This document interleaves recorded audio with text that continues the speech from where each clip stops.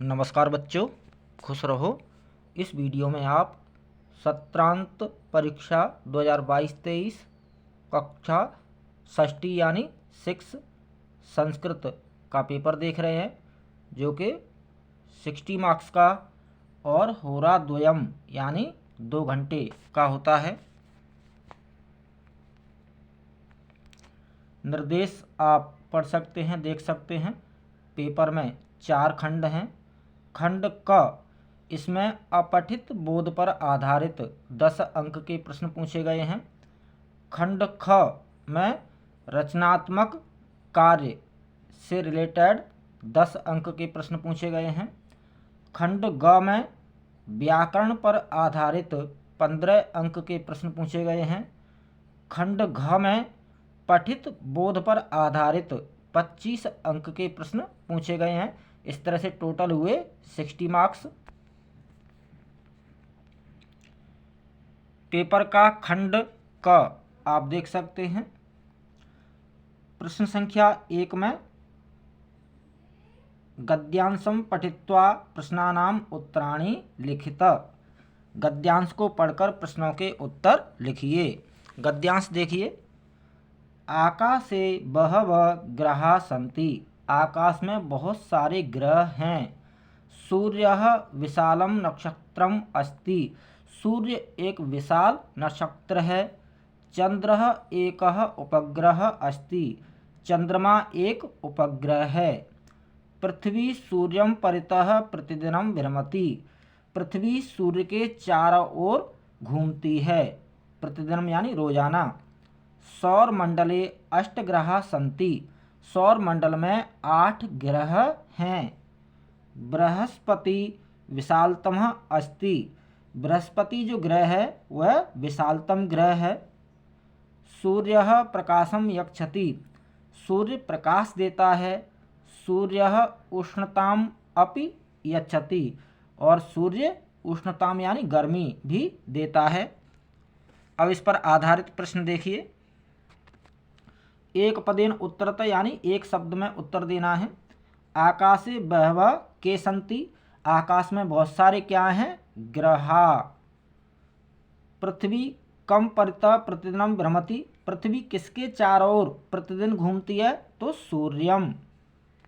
इस तरह से आंसर लिखेंगे। विशालतमः ग्रह कः अस्ति। विशालतम यानी बहुत बड़ा ग्रह कौन सा है? तो बृहस्पति ही। कः प्रकाशम यच्छति। कौन प्रकाश देता है? सूर्यः। पूर्ण वाक्येन उत्तरतः। पूर्ण वाक्य में उत्तर देना है।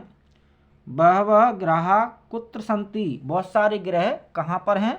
तो आकाशे बहवः ग्रहाः सन्ति। आकाश में बहुत सारे ग्रह हैं। इस तरह से उत्तर लिखेंगे। सौर मंडले कति ग्रहाः सन्ति। सौर मंडल में कितने ग्रह हैं? तो सौर मंडले 8 ग्रहाः सन्ति। सौर मंडल में 8 ग्रह हैं। इस तरह से। सूर्यः प्रकाशम यच्छति। इस वाक्य में कर्ता पद कौन सा है? तो इस वाक्य में कर्ता शब्द है, कर्ता पद है सूर्यः। और यहाँ ऑप्शन सहित लिख देंगे। ऑप्शन ग सूर्यः। इस तरह से। पृथ्वी अस्य पदस्य विलोम पदम अत्र किम प्रयुक्तम। पृथ्वी इस पद का विलोम पद कौन सा प्रयुक्त हुआ है? तो आकाश। तो यहाँ ऑप्शन सहित लिख देंगे। ऑप्शन का आकाश। पेपर का खंड ख आप देख सकते हैं। प्रश्न संख्या 2। अधोलिखितानि पदानि आधृत्य सार्थकानि वाक्यानि रचयत। 5 अंक का प्रश्न है। यानी ये जो शब्द देख रहे हैं आप, इनके आधार पर मीनिंगफुल वाक्य बनाने हैं।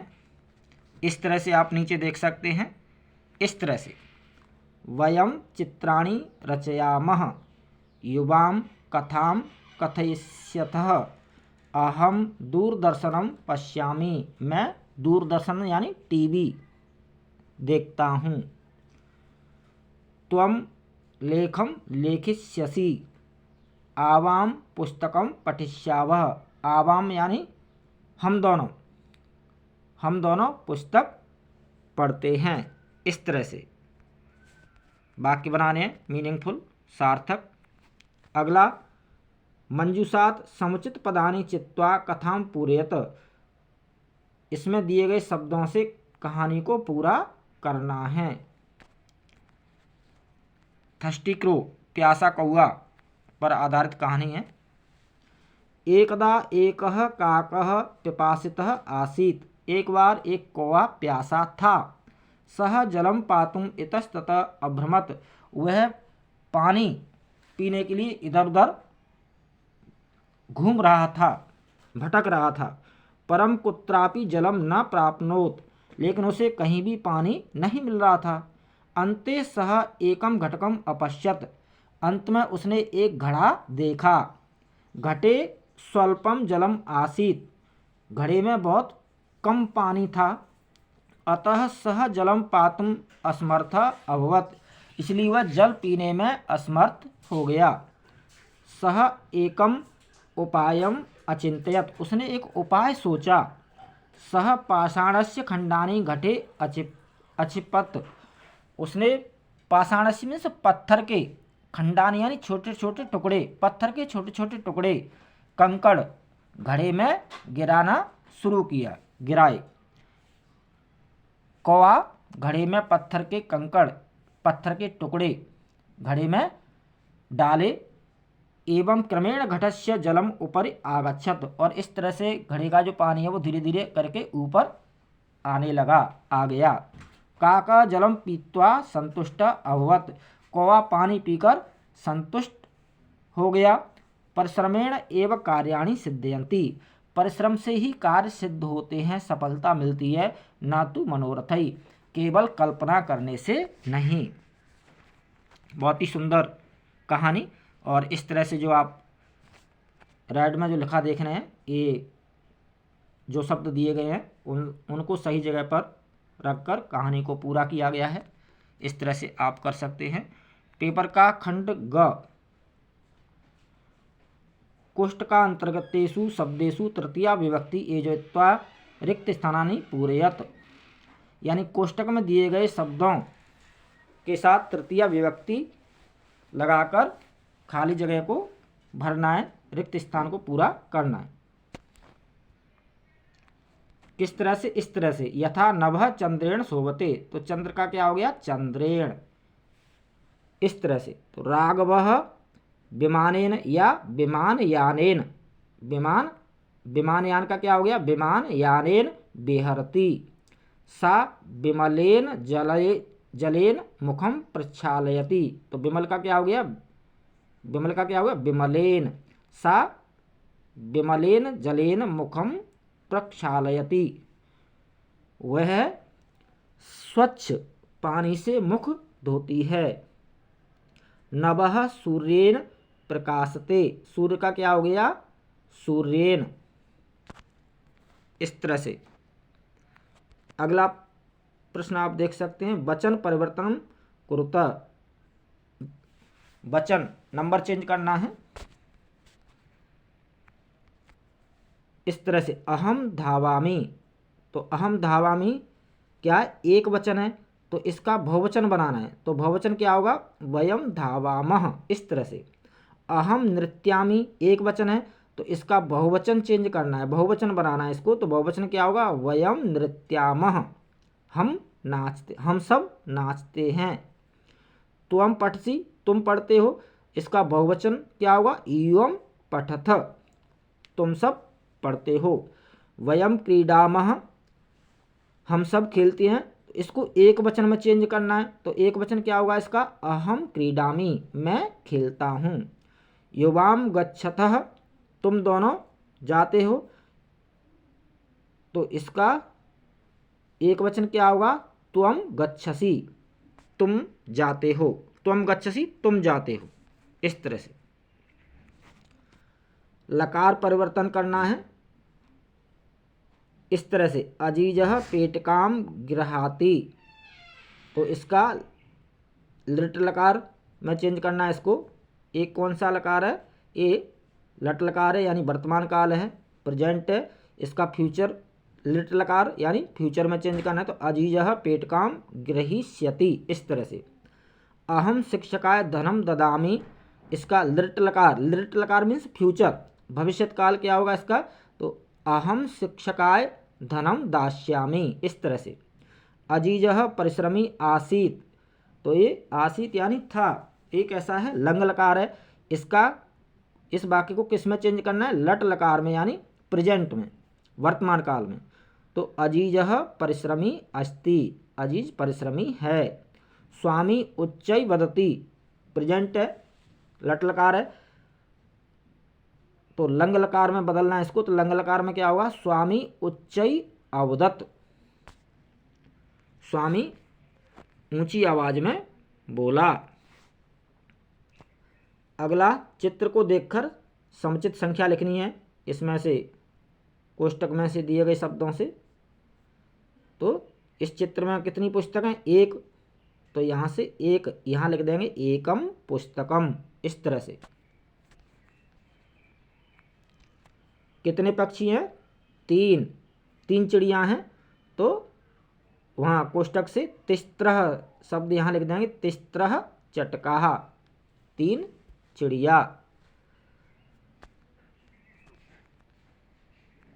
कितनी पत्तियां हैं, 10, तो 10 पत्राणि, 10 पत्ते। कितनी बालिकाएं हैं, 2, तो 2 बालिके। कितने कबूतर हैं, 5, तो 5 कपोतः, 5 कबूतर, इस तरह से।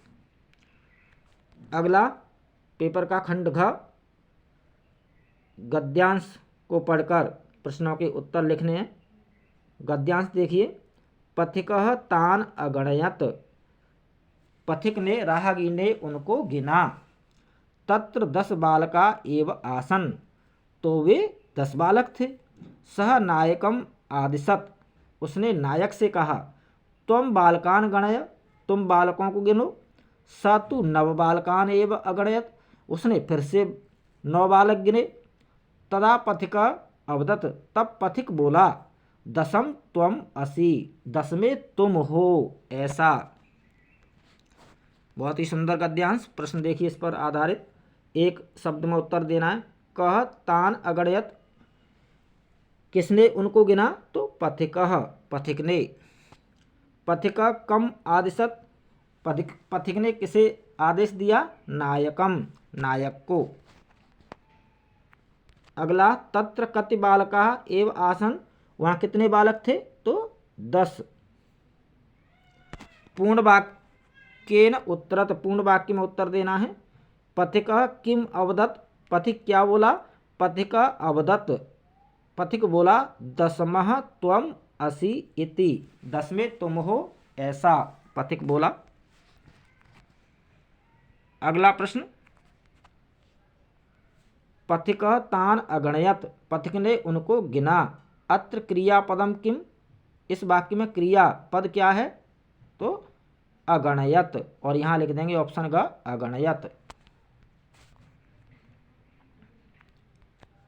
10मः त्वम असि इति, अस्मिन् वाक्ये, इस वाक्य में त्वम इति पदम अस्ति, त्वम जो शब्द है, सर्वनाम शब्द है, वो है कौन सा वचन है संस्कृत के अनुसार, तो त्वम संस्कृत के अनुसार एक वचन है। तो यहाँ ऑप्शन सहित लिख देंगे, ऑप्शन ख, एक वचने।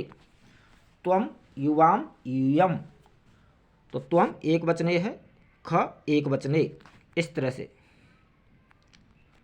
अगला, पद्यांश को पढ़कर प्रश्नों के उत्तर लिखने हैं। पद्यांश देखिए, काकः कृष्णः पिकः कृष्णः, को भेद पिक काकयो, वसंत समये प्राप्ते, काकः काकः पिकः पिकः।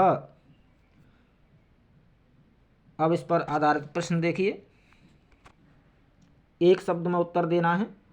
काकः कीदृशः भवति, कौवा कैसा होता है, कृष्णः, कृष्णा मीन्स काला। पिक काकयो भेद कदा भवति, कोयल और कौए में अंतर कब पता चलता है? वसंत समये, जब वसंत का मौसम आता है। पूर्ण वाक्य में उत्तर देना है।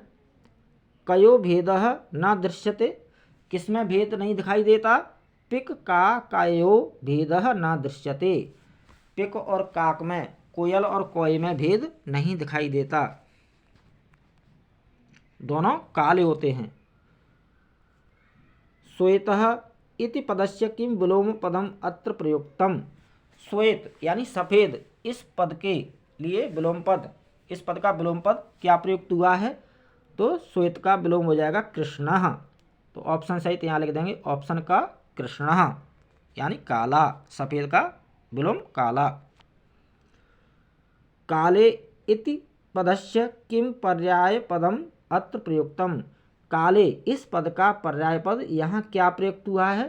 तो समये, यहाँ खाली जगह में लिख देंगे ऑप्शन सहित, ऑप्शन ख समये, इस तरह से।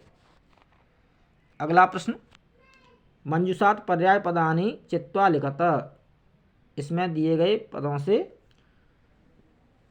पर्याय पद चुनकर लिखने हैं। तो वसनानी का पर्याय यानी सेम मीनिंग वाला, समान अर्थ वाला शब्द क्या होगा? वस्त्राणि। सूर्य के समान अर्थ वाला शब्द क्या होगा? रविः। आकाशम गगनम, चंद्रः निशाकरः, इस तरह से। अगला प्रश्न, मंजूषात विलोम पदानि चित्वा लिखत, इसमें से विलोम शब्द लेकर लिखने हैं। तो सुखम का विलोम क्या होगा? दुखम। चतुरः मूर्खः, ग्रीष्मे शीते, सुंदरः असुंदरः, इस तरह से।